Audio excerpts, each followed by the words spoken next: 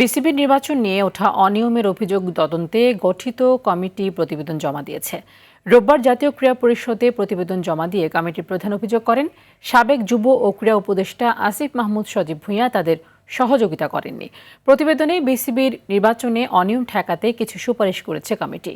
বিস্তারিত মাহফুজুল ইসলামের রিপোর্টে।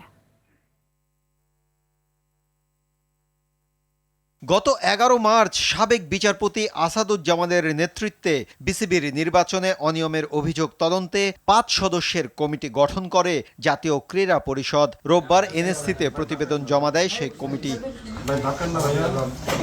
প্রতিবেদনে কি আছে তা না জানালেও তদন্ত কার্যক্রমের বিষয়ে বিস্তারিত বলেছেন কমিটির প্রধান, যেখানে সাবেক ক্রীড়া উপদেষ্টা আসিফ মাহমুদ সজীব ভূঁইয়ার সহযোগিতা না পাওয়ার অভিযোগ করেন তিনি। ওনার কোনো বক্তব্য শোনার জন্য কিছু বলতে চান কিনা সেই জন্য, অ্যাটাচ করার জন্য না।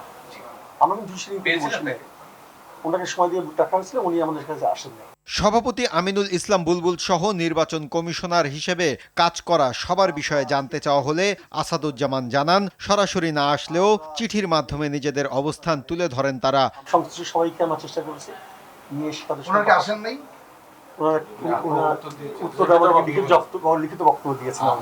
এদিকে তদন্ত কমিটির সঙ্গে দেখা না করার কারণ হিসেবে জুলাই সনদ বাস্তবায়ন, গণভোট ইস্যুতে ব্যস্ততার কথা উল্লেখ করেন সাবেক ক্রীড়া উপদেষ্টা আসিফ মাহমুদ। এছাড়াও পার্শ্ববর্তী দেশ ও ফ্যাসিবাদের দোসরদের অন্তর্ভুক্তির চেষ্টার অভিযোগ আনেন তিনি।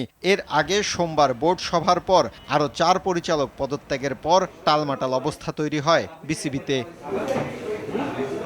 মাহফুজুল ইসলাম, RTV, ঢাকা।